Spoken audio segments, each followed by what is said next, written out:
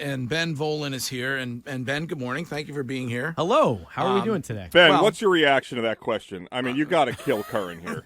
I'm not going to kill Tom Curran, but I would slow my roll a little bit. I would wait until wait a second. You know, they don't go 0 for 4 in the red zone before saying. Wait a second. Bailey Zappe has led the New England Patriots in a stunning victory over the probably the worst defense in NFL history. And you don't think there's a quarterback controversy going on? Now, that's a different topic there, Greg. I do think we might have a little bit of a controversy, only in the sense only in the sense that's why we pay him the big bucks, Betty V. I can always create a controversy. Why do you think they call me Trolling Volin? You should have heard what he said about Curran off the air. Oh, my God. No. Zappe played well enough, and he's in 2 games now and has shown to have a good head about him that you can take your time bringing Mac back now. You don't have to bring Mac back when he's 70%. So I think there is a little bit of a controversy of, do we play Mac this week? Do we stick with Zappe?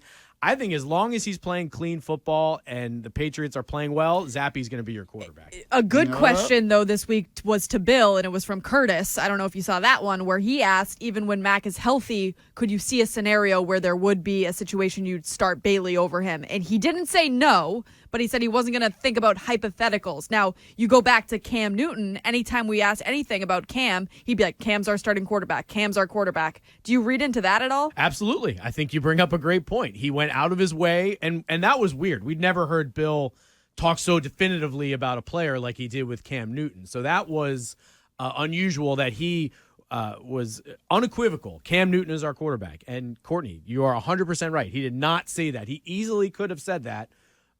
When you asked him about Mac Jones, he could squash that controversy. Mac is our quarterback. He didn't. And I think it's because of what I said. I think there's some question about, do we want Mac at 80%? Do we want to give him that extra week? And I think they're happy with Zappe. I mean, in your mind, though, based on what you've seen to this point, who gives you a better chance of winning football games? Good question. Great question. Mac Jones is clearly, I think, the more talented quarterback. He's more comfortable in the pocket, probably has a stronger arm, can push the ball downfield. You have bigger plays in the passing game and a more dynamic offense with Mac. Mac has lost you some games. Mac has thrown, 5 picks this year? Bailey Zappe had a clean game the other day, 17 for 21. That one pick, totally not his fault. That was all on Nelson Aguilar. No sacks. It's not necessarily who gives you a better chance to win, but we know with Belichick, who's not going to cost you a loss. Right. And I think right now, the way Zappe played, if he keeps this up, that's what Bill likes. A smart, efficient quarterback and doesn't make mistakes and lets, the genius of Bill kind of take over and let the defense win. So, that's been the problem with Mac this year. Too many careless throws, too many interceptions so far. And you heard Michael Lombardi say it a few weeks ago that, that type of play is what Belichick really hates and it could earn you a seat on the bench. So I think Mac maybe gives you a better chance to win, but he also so far has helped you maybe lead to some losses too. But when you look at this team, and I think you brought up a great point last week where you were like the tennis brat attitude. When you look at this team, you kind of alluded on it a little bit. They're not a team that I think they go in the coaches meet and go, okay, we need to win the game throwing the football. I think they say we need to play defense and run the football. And then they say, okay, who's not going to make mistakes, but also who's going to buy into the system with the least amount of resistance on what we're trying to do. And I feel like Zappe is that guy because of Mac's last year, Pro Bowl year, kind of feeling like, all right, this is more on me. I'm feeling like I'm in a specific position now and I'm on the path with some of these other guys. But where are you getting that resistance from? I think it's body language. I think it's, some of the things that we heard about, maybe the play call and Max has to teach Matt Patricia. So in other words, for instance, they went into the season and said, we're going to be run heavy. Right. And Mac is resisting that because wait a second, I'm a Pro Bowler. He's in his second. I mean, are you hearing anything like that? It's it's like the entire region is turning on Mac Jones, and Chris Curtis is leading the charge over here. No, I'm a slave to the truth. And I just report it as I see it. And, somebody had to ask a question of Bill. It wasn't going to be, little Ben Volin. I mean, I had to ask him about Mac versus Bailey. But let's just go back to the first question we played coming out. Do you think, Ben Volin, that Tom Curran is correct, that Matt Patricia deserves a lot of credit for the performance of Bailey Zappe? Yes, I do think Patricia and Belichick do absolutely deserve a lot of credit. You have a third-string quarterback. I know it's the Detroit Lions, worst defense in history, but most teams with a third-string quarterback, those guys will puke all over their shoes. And Bailey Zappe was really well prepared, really kept his wits about him. I was very impressed. Even when he was pressured, he moved around the pocket. He kept his eyes downfield. He knew where to find his outlets. It was a very smart, efficient performance from Bailey Zappe. So I think you have to give Patricia and Belichick a lot of credit for getting their third stringer ready. But that's not the standard either. I mean, that's a great win, and it's great that you can do that. But the standard is getting this offense to play as well as it did last year, or even better, and competing with the Bills and the Chiefs and the elite teams in the AFC. And in that sense, there's no way that Matt Patricia and the Patriots offense are vindicated yet. They scored one touchdown the other day. But hasn't this all been Bill? I mean, he's basically been the offensive coordinator. I mean, when the offense is on the bench, you saw Zappe both in Green Bay and at Gillette last week. Bill's got his back to the defense. He's around the quarterback. I mean, he's really taken ownership of the play of Bailey Zappe in a way. Yeah, but you can't say that he's done it all himself. I mean, during practice throughout the week, it's Patricia, it's Joe Judge.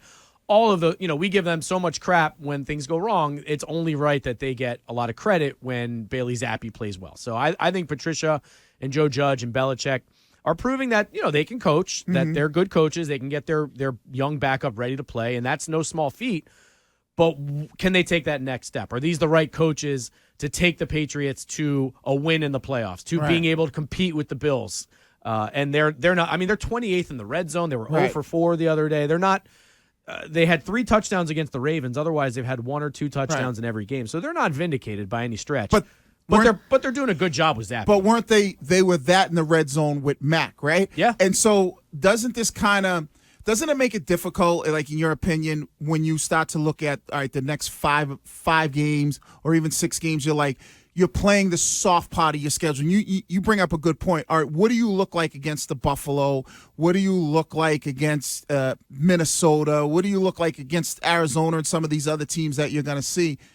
And isn't there going to be a decision that they might have to make if Zappe does look like he has a good control of the offense? And like you brought up a great point, not making mistakes and not trying to do too much because he's still wet behind the ears. We have some news from Jeremy Fowler of ESPN that the Zappe hour may be coming to a close in Cleveland.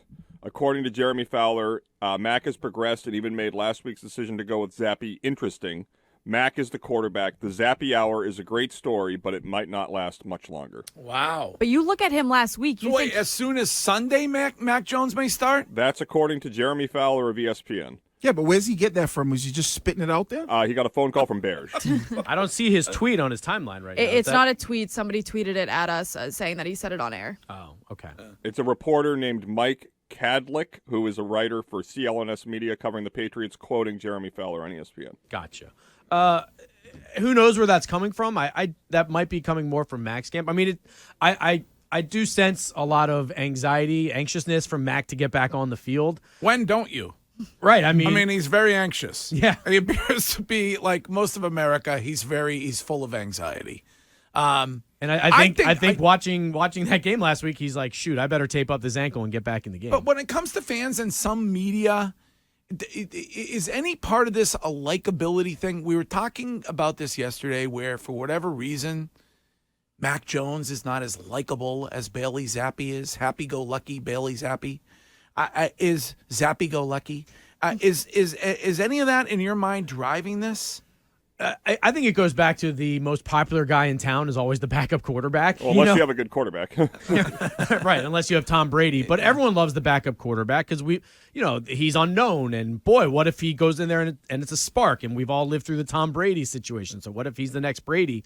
Let's see if he has to play against Cleveland and the game doesn't go well. Then I think everyone's going to love Mac Jones again. But yeah, it's a what have you done for me lately league. And everyone loved Mac Jones in the preseason, and I got crushed, by Patriots fans on social media for suggesting that Mac still has something to prove. Like Patriots fans were assuming that Mac is already settled, legitimate quarterback, and I think he's still got a lot to prove. But then if you had to pick one right now, he throws for the 5 picks, and now people are down on him again. Ben, if you had to pick one right now for the rest of the season, who are you taking? I'd pick Mac, but I wouldn't if he had another 3 interception game or something like that. I'd look to Zappe. So you'd pick him, but you'd give him a short leash. You wouldn't be afraid to bench him. I think so. And don't you think that's going to get into a guy like Mac Jones' head?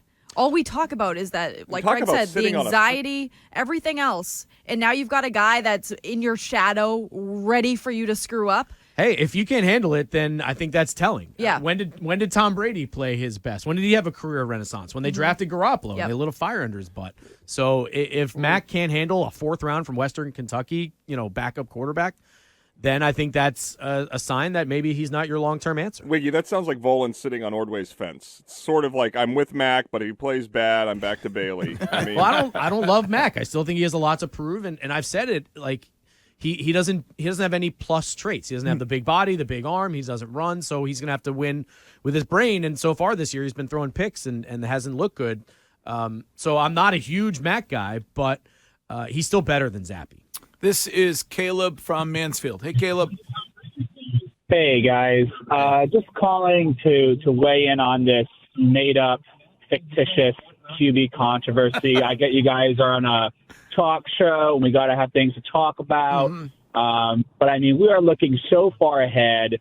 I was not impressed at all by anything from the Detroit game. That is the Detroit Lions, the worst defense. let me write this down. We acknowledge that. You guys make the disclaimer, like Ben made a disclaimer. Oh, I get it's the Lions defense. That's end of the conversation. Yeah. Like you scored 4 field goals and you had a scoop and score. Like the offense was not good. You know, Okay, but you know then- who I but credit then- for that game? But then I credit Wiggy the- goes. I credit- Listen, Go ahead. Yeah. Caleb, every time I say that, Wiggy goes back to Mac's performance against the Steelers. I go to his performance in all 3 games. Right. What about Mac being 2-6 in his last 8 games with 10 touchdowns, 11 interceptions? His only 2 wins Well, coming so against now- the putrid so now- Jaguars and the putrid Steelers. And what about Bailey not giving up the so- game so- in Green Bay? Kept mean, them in it. Well, so listen. So here's the deal, right? So I'm not calling to necessarily endorse and say how great Mac Jones has been this year. I think he's been regressing so far, and I'm not liking what I'm seeing.